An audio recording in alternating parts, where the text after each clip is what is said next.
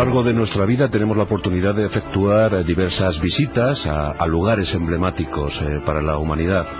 Y yo recuerdo en especial alguna de ellas, por ejemplo, esa visita al campo de concentración de Auschwitz. Pero algo más emocional, algo más terrible, sobrecogedor, se produjo cuando visité la casa en la que Ana Frank y su familia, además de unos amigos, se habían refugiado durante 25 meses, entre 1942 y 1944. En esa llamada por ellos casa de atrás, en un pequeño refugio, en una pequeña guarida en la que habitaron esas 8 personas durante 25 meses. Ni un solo día de los que permanecieron refugiados tuvieron sosiego. Pasaron miedo, un miedo atroz, un miedo cerval, a ser capturados por los nazis, o sus incondicionales en Holanda.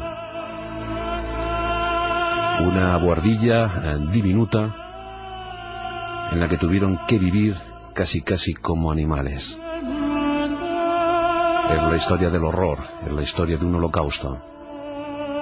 Y uno de sus símbolos, uno de sus iconos más famosos, aunque ella nunca lo pretendió, fue sin duda esta joven adolescente alemana llamada Ana Frank.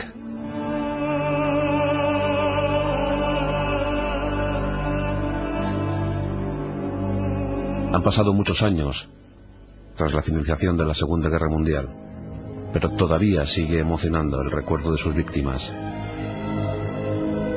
Y siguen subiendo las cifras aún hoy en día. Ya se habla de más de 60 millones de muertos en esa Segunda Guerra Mundial, más de 40 en Europa, tan solo en Europa.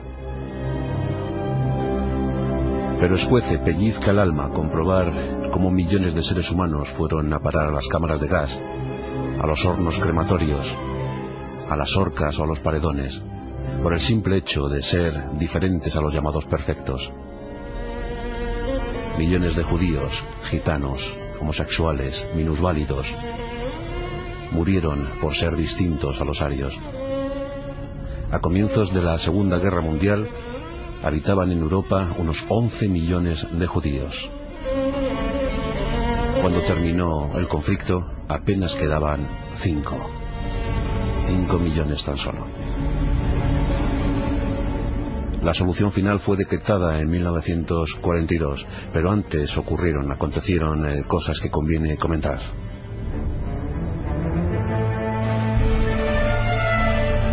La Gran Guerra, provocada entre 1914 y 1918, en inicio en ese 28 de junio de 1914 con el asesinato del heredero al trono austrohúngaro, a cargo de unos terroristas serbios, terroristas nacionalistas serbios. Gavrilo Princip fue el que disparó aquella pistola de calibre 22, acabando con la vida del heredero Francisco Fernando y de su mujer.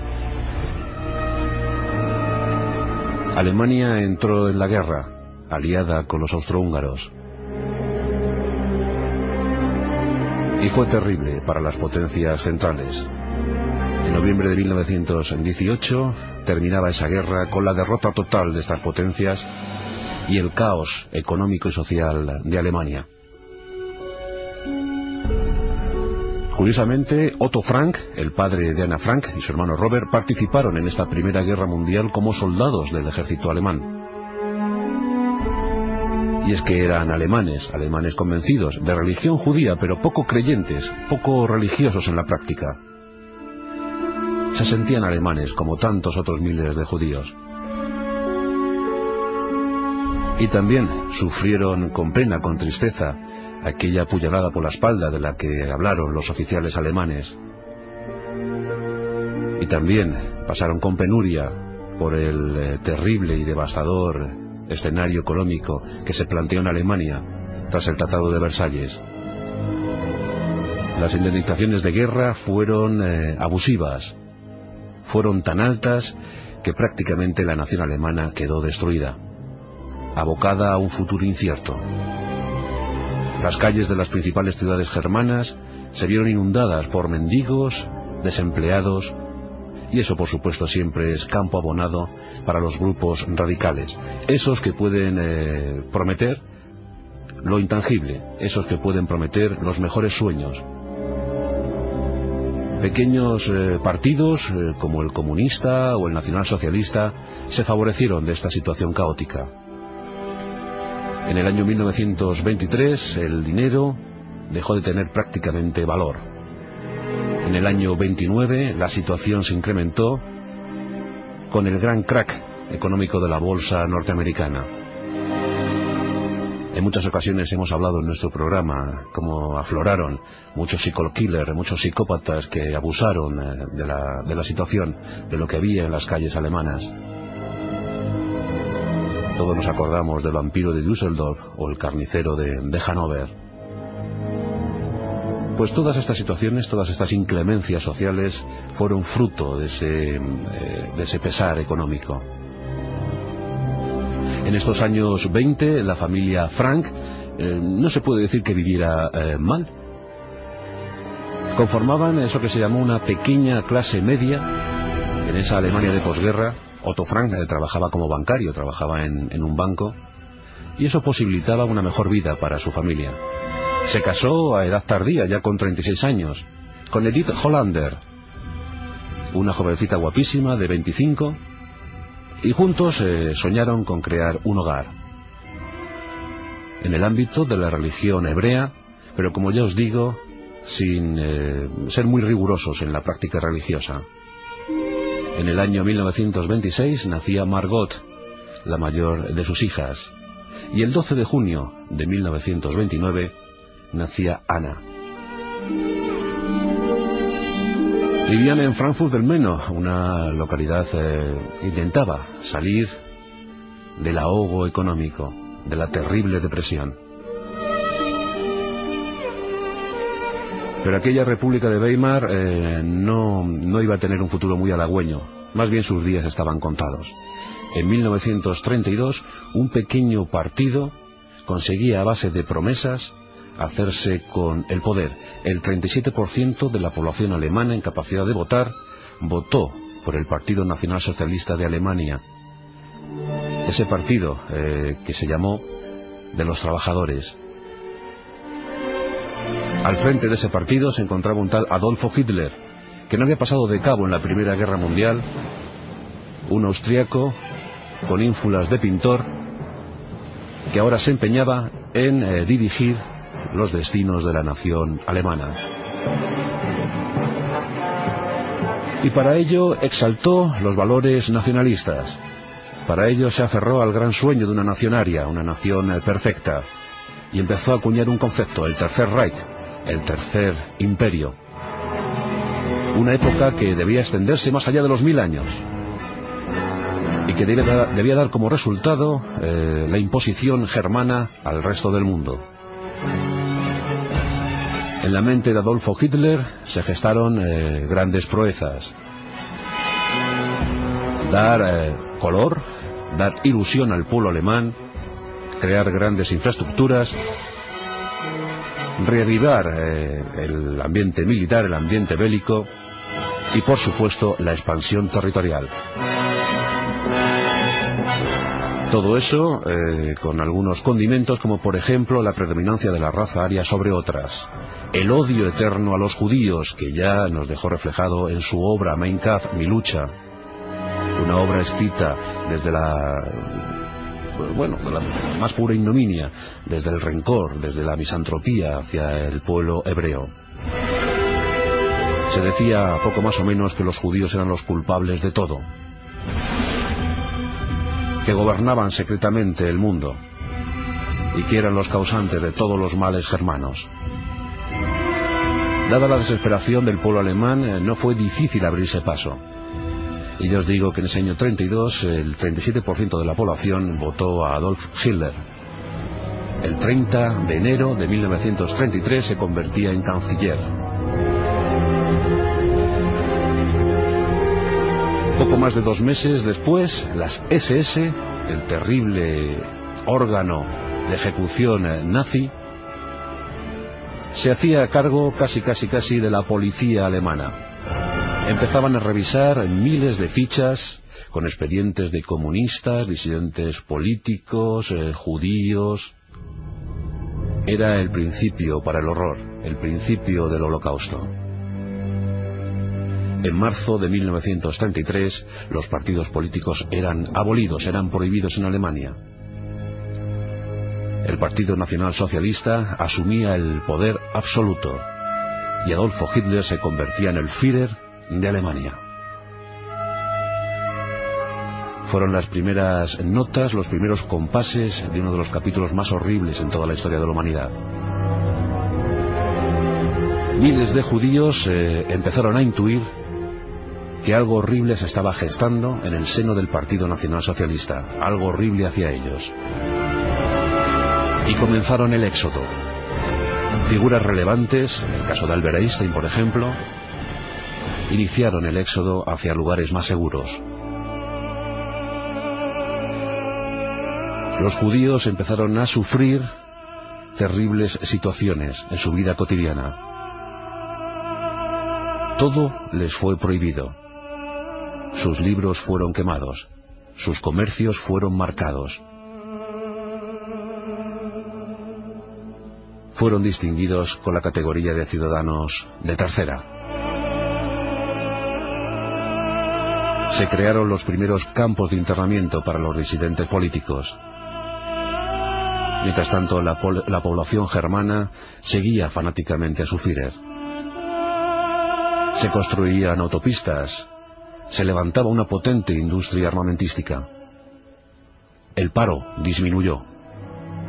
La bonanza económica comenzó a llegar a las casas alemanas. ¿Cómo no seguir a aquel que nos estaba dando tan buena vida? A cambio se debía asumir algunos capítulos que al fin y al cabo, pues bueno, eran asumibles. La familia Frank huye a los Países Bajos. Son conocedores que una pésima suerte, un tremendo infortunio, se puede hacer cargo de sus vidas. Otto Frank y Edith Hollander viajan a esos Países Bajos gracias a unos contactos establecidos por Otto que le permiten dirigir una sucursal de una fábrica de conservas de mermelada. Será en Ámsterdam, en la ciudad que sigue floreciendo a pesar de todo, que permanece ajena a los avatares europeos, y en un barrio nuevo, de nueva creación, donde llegan esos refugiados judíos, la familia Frank intenta por lo menos buscar una sosegada felicidad. Mientras tanto, en Alemania las cosas empeoran. El 10 de noviembre de 1938 estalla con toda virulencia lo que pasaría a la historia como la noche de los cristales rotos. Miles de comercios son asaltados por los nazis. Se crean piras donde van a parar libros, cuadros, instrumentos musicales. Los judíos son marcados definitivamente como si fueran animales. Y hay quien empieza a elevar su voz para plantear una solución definitiva, una solución que acabe con el pueblo judío fuera de Alemania, bien instalado en islas como Madagascar o bien exterminado.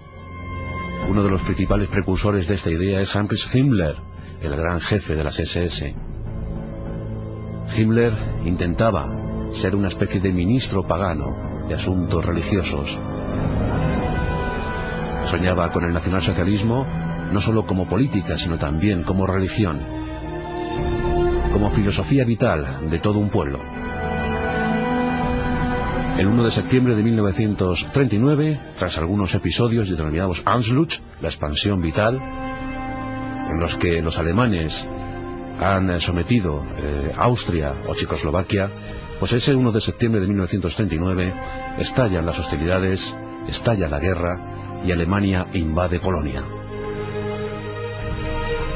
Los polacos serán principales sufridores de esta Segunda Guerra Mundial, con más de 5 millones de muertos en la larga y macabra lista.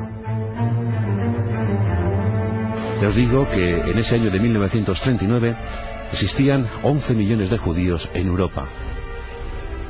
A lo largo de la contienda fallecieron 5.978.000. Países como Polonia vieron disminuir su población judía en más de un 80%, con casos vergonzantes como el del gueto de Varsovia. donde fueron hacinados más de 500.000 judíos. Las noticias llegan a Ámsterdam. Otto y Eddie Frank se preocupan por lo que está sucediendo. Y la abuela, la madre de Otto, llega y se instala con ellos, llega a vivir con ellos, aunque para su suerte moriría a principios de 1942. No tuvo que ver cómo su familia desaparecía. En estos años todavía Holanda está libre de la guerra, pero en mayo de 1940 los Países Bajos son invadidos por Alemania. La resistencia es feroz a cargo del ejército neerlandés, pero hay también muchos afines al nacionalsocialismo en Holanda y colaboran con los invasores. Desde ese año de 1940, los judíos empiezan a ser objetivo del punto de mira alemán. Tienen que notificar cualquier movimiento. Cualquier aspecto de la vida cotidiana no pasa desapercibido para las SS que se han instalado ya en Holanda. Hay miles de judíos asilados en el país. De hecho, las cifras son terribles. Cuando se hizo recuento a final de la Segunda Guerra Mundial, más de 100.000 judíos holandeses en una población pequeña, más de 100.000 fueron víctimas de los campos de exterminio. Mientras tanto, Otto Frank empieza a preparar un plan de huida o un plan de refugio. Y en esa sucursal, en ese almacén, donde solo se dedicaban a las conservas de mermelada, Otto Frank prepara una guarida. Será en la Boardilla, será en lo que él llama la casa de atrás. Desde la primavera-verano de 1941 comienza a preparar ese refugio, ese lugar. En principio concebido para albergar a su familia, a los 4 integrantes de la familia. La situación empeoraba por momentos.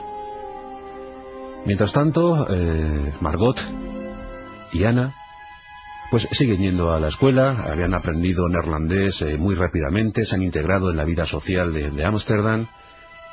Tienen incluso una cuidadora que les relata cuentos. Los cuentos interesan muchísimo a Ana, una imaginación, una mente muy despierta. Una chica que promete, que ya da algunos apuntes sobre cómo puede ser su futuro literario.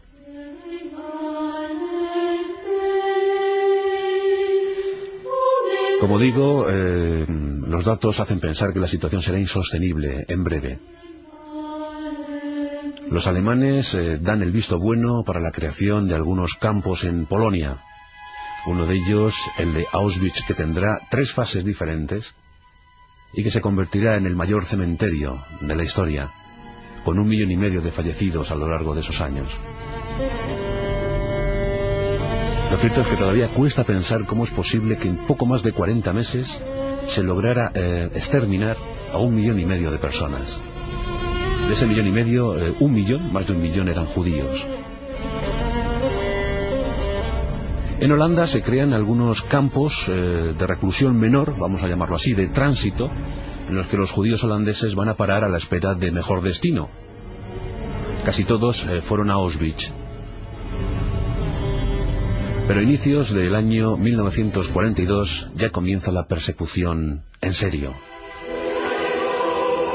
Los colaboracionistas holandeses trabajan muy duro para que las SS sepan en todo momento cuántos judíos holandeses hay, cuántos son refugiados, de qué familias son, cuál es su historia, qué se cuece en sus casas y a qué actividades comerciales se dedican.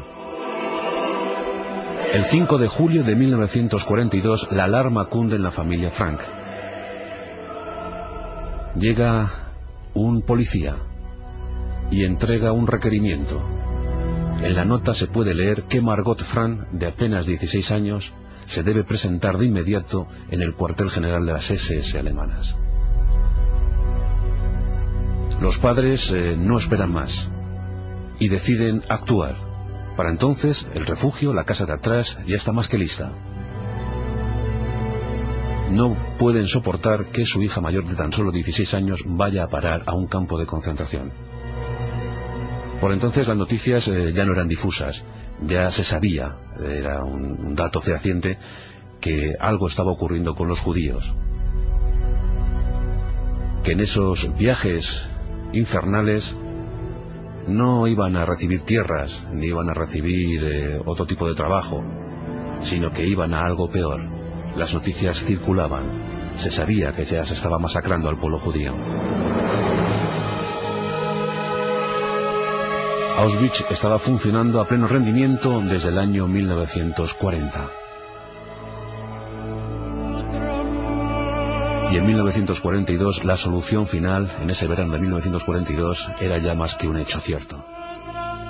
Himmler seguía obsesionado con la idea. Y la verdad es que, desgraciadamente, esos campos no pudieron hacer mejor su trabajo. Pero la familia Frank ya se había internado en esa casa de atrás. Habían logrado huir, momentáneamente, pero habían logrado huir. A los 4 miembros de la familia, Otto, Edith, Margot y Anna, se sumaron los Van Phelps y otro amigo, Fritz Herpel. En total, 8. Los 4 Frank, los 3 Van Phelps, los 2 padres y el hijo, el pequeño Peter, y Fritz. Juntos van a pasar 25 meses, 25 angustiosos meses, en un diminuto reducto, pero todavía con el optimismo de intuir que el final de aquella guerra devastadora no tardaría en llegar. Los refugiados tienen el pequeño consuelo de una radio con la que sintonizan la BBC británica. Desde ella reciben noticias. Son conscientes que tarde o temprano se producirá la invasión de Europa, que los aliados llegarán en su auxilio y que se acabará con aquella situación horrorosa. Pero los meses van pasando y nadie parece decir nada, no parece haber movimientos.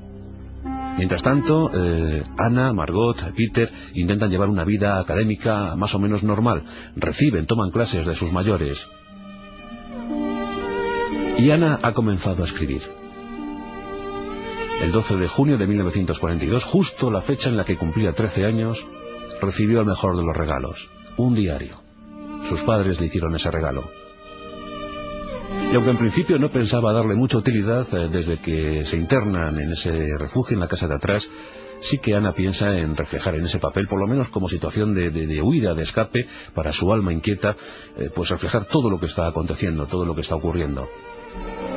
Y las páginas del diario comienzan a llenarse de palabras.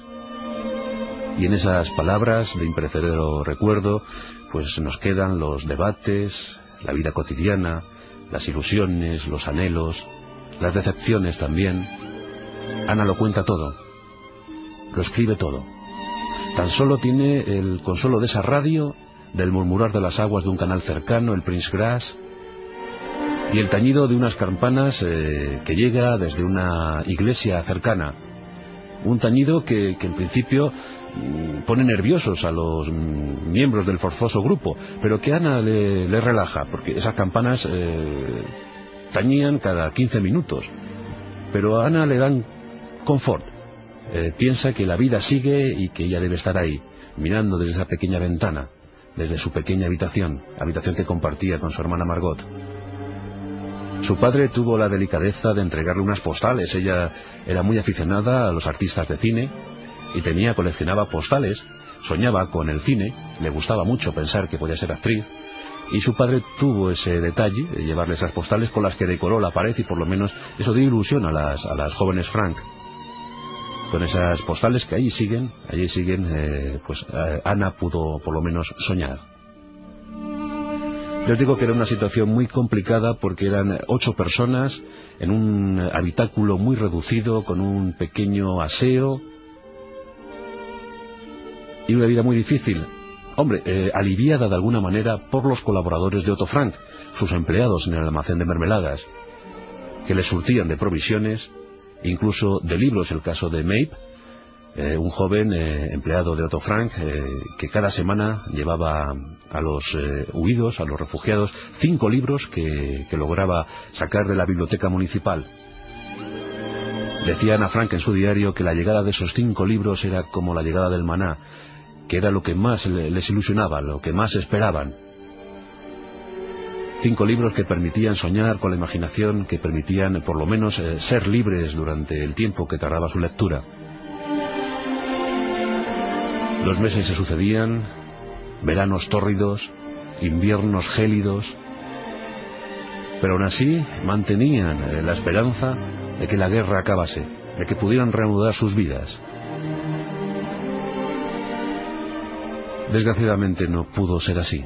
Tras 25 meses de internamiento, tras 25 meses en aquella guarida, en aquel refugio, en esa casa de atrás, alguien delató a los 8 miembros de ese grupo. El 1 de agosto de 1944, Ana Frank dejaba sus últimos apuntes, ya no en el diario porque había agotado las páginas del diario, ahora escribía en cualquier papel que encontrase, incluso en el reverso de algunas facturas, en libros de cuentas, escribía en cualquier sitio. Necesitaba escapar, necesitaba huir. Ana tenía ya 15 años y había pasado lo mejor de su adolescencia en aquel habitáculo, en aquella casa de atrás. El 4 de agosto alguien delató a los Frank y a sus amigos. Todavía hoy en día se sigue especulando sobre quién pudo ser. Se habla de Maeve, cosa improbable porque sentía mucho afecto por los Frank. Se habla de la esposa de un empleado, temerosa de que al final fueran capturados y que su marido, empleado de los Frank, fuera envuelto en esa vorágine. Se habla de un antiguo socio de Otto, colaboracionista de los alemanes. Lo cierto es que no se puede aventurar quién o quiénes fueron los que delataron a los Frank. Lo cierto es que las SS llegaron a esa casa de atrás. Ana soltó su diario y quedó allí, perdido, olvidado. Los Frank y sus amigos fueron llevados a un campo de reclusión, a un campo de internamiento transitorio a la espera de un último viaje. En aquel tiempo la invasión ya se había producido. Los alemanes trataban de resistir el avance infrenable de los aliados. Canadienses, británicos, norteamericanos, franceses, todos luchaban contra los nazis. Holanda no tardaría en ser recuperada. Pero la fatalidad, la traición, la delación llegó a los Frank.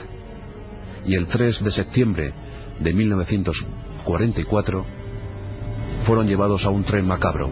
Era el último, esa es la mala suerte, fue el último tren que salió de Alemania rumbo a Auschwitz. En ese tren 1000 judíos holandeses. Los últimos 1000 que fueron al campo de exterminio. Una desgracia para los Frank. Del campo de reclusión, del campo de internamiento, llegaron a Auschwitz en un viaje infernal, patético. De esos 1000, no muchos llegaron vivos. El infortunio se cebó en la familia Frank y en sus amigos. Únicamente Otto Frank sobrevivió a esos campos. En Auschwitz falleció Edith Hollander, la madre de Anna y Margot. Los soviéticos amenazaban con invadir Polonia, con recuperar Polonia, y las SS se ocuparon en ese tiempo de intentar eliminar pruebas, de hacer volar los hornos crematorios, las cámaras de gas. Fue inútil, porque había demasiada memoria en esas retinas de los judíos. Se acordaron de todo. Anna y Margot fueron llevadas al campo de reclusión de Bergen-Belsen, y allí Margot contrajo el tifus, falleciendo fatalmente. Ana Frank llegó a pensar que se había quedado sola, que toda su familia había fallecido. Nunca llegó a saber que su padre sobrevivía a duras penas. Ella también contrajo el tifus y se dejó morir. Esto ocurrió el 12 de marzo de 1945. Con los soviéticos a punto de liberar Bergen-Belsen, a punto de liberar el campo, pero ya fue demasiado tarde para Ana Frank. Falleció con tan solo 15 años. como ella, millones de homosexuales, minusválidos, gitanos, judíos, millones en este genocidio absurdo, surrealista. Otto Frank sobrevivió, fue liberado, y a duras penas, tras algunos meses de deambular por buena parte del territorio europeo, la cosa estaba francamente difícil, logró llegar a Ámsterdam. Allí, alguien había recuperado el diario, casi un milagro. El diario de su hija había sido recuperado, no había sido destruido. La obsesión desde entonces para Otto Frank fue editar ese libro. Que ese diario fuera conocido por todos. Que la memoria de su hija y de la de los 6 millones de judíos fallecidos en los campos del horror se recuperara, que no se perdiera, que no fuera entregada al olvido de la historia. En 1947 el diario fue publicado. Desde entonces un clamor. Decenas de traducciones, adaptaciones al teatro, al cine. La memoria viva de los judíos, Ana Frank convertida en un símbolo de ellos. Al fin y al cabo, se consiguió que no se olvidase la historia. Y algo fundamental para que no se olvidase ese momento terrible fue el diario de esta joven adolescente, de esta joven alemana, que tuvo que vivir 25 meses en un habitáculo infame y que finalmente murió a consecuencia de la enfermedad en un campo de exterminio. Por eso debemos contar estas historias una y otra vez, que no se olviden, que no se vuelva a producir un episodio de estas características. Adolfo Hitler, con la piel gris, con un inicio de Parkinson, echándose cientos de gotas de cocaína en los ojos, se suicidó el 30 de abril de 1945. Heinrich Himmler hizo lo propio, su mujer también y sus 6 hijos. Eva Braun, que se había casado con Hitler unos días antes, también. El final en ese búnker, el 1 de mayo, la bandera soviética ondeaba en el Reichstag. Era el fin de aquel imperio llamado a perdurar más de 1000 años. Pero que finalmente tan solo pudo estar 12, suficientes para provocar el mayor horror de la historia.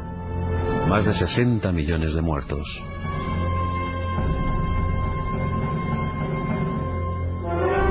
Por eso hoy hemos dedicado nuestros pasajes de la historia a Ana Frank y a los millones de seres humanos que representó.